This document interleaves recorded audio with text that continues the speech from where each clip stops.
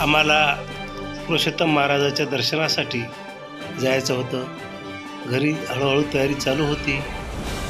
मग तयारी चालू असताना घरासमोरील गार्डनची काही छायाचित्रे या ठिकाणी व्हिडिओमध्ये कॅप्चर केली.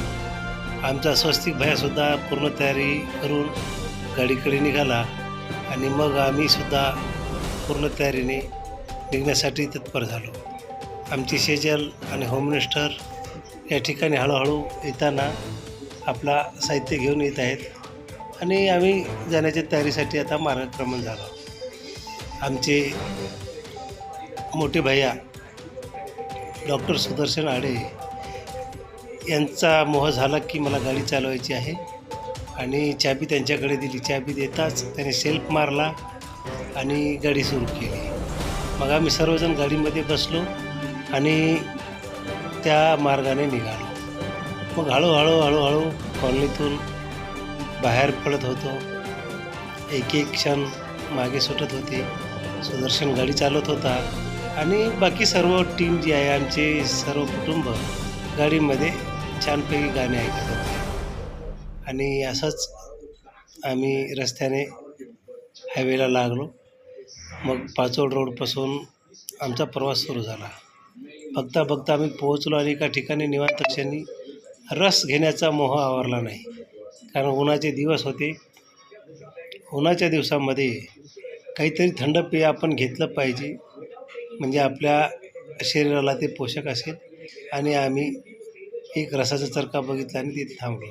त्यानंतर लगेच पुरुषोत्तम महाराजाच्या समाधीकडे वळालो. त्या ठिकाणी छान नदी, गोदावरी नदीच्या काठावर वसलेले हे मंदिर आणि आम्ही हळूहळू तिकडे जात होतो. पण आम्हाला त्या समाधीकडे न जाता आम्ही नदीजवळ गाडी लावली आणि नदीच्या या तीरावरून त्या तीरावर आम्ही बोटीने प्रवास करण्याचं ठरवलं. हळूहळू गोदावरी नदीच्या किनारी आम्ही चालत जात होतो. मी आणि सुदर्शन सोबत होतो. आमची गुडिया, स्वस्तिक आणि आमच्या मॅडम ह्या आमच्या पाठीमागे येत होत्या. तर आम्ही हळूहळू चालत तो मंदिराचा कळस तुम्हाला दिसत आहे. मंदिर पलीकडे आहे आणि नदीच्या अलीकडे आम्ही होतो.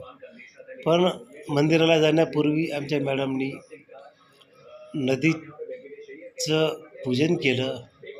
त्या ठिकाणी दीपप्रज्वलन करून